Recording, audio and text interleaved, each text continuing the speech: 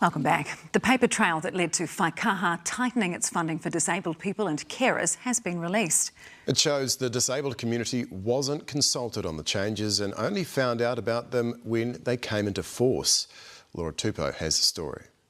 Disabled community advocate Etta Bollinger reading the rationale behind funding changes that affect her and thousands of other New Zealanders. With moves like this, it's a huge breach of community trust, and they will have to work incredibly hard to get that back.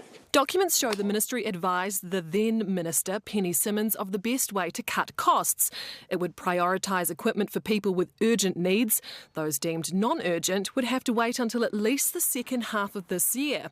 And it would limit what could be bought through flexible funding, which the Minister doubled down on. The funding has also been used for massages, overseas travel, pedicures.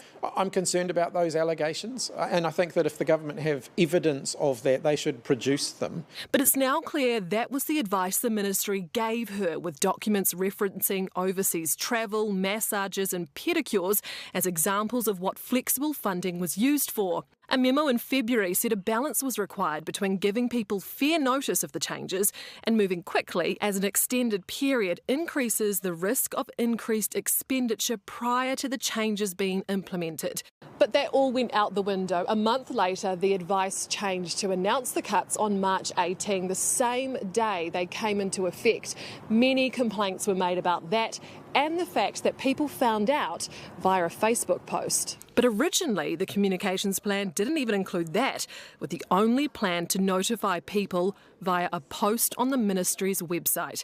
We asked Penny Simmonds about that today. The advice I was given was that they had a comprehensive engagement and communication strategy.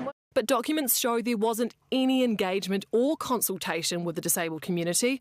No comment on that. Some of these changes were reversed, with the ministry given extra funding to cover them, and the new Minister, Louise Upston, has committed to doing things differently. We must do better, which is why I have initiated a review.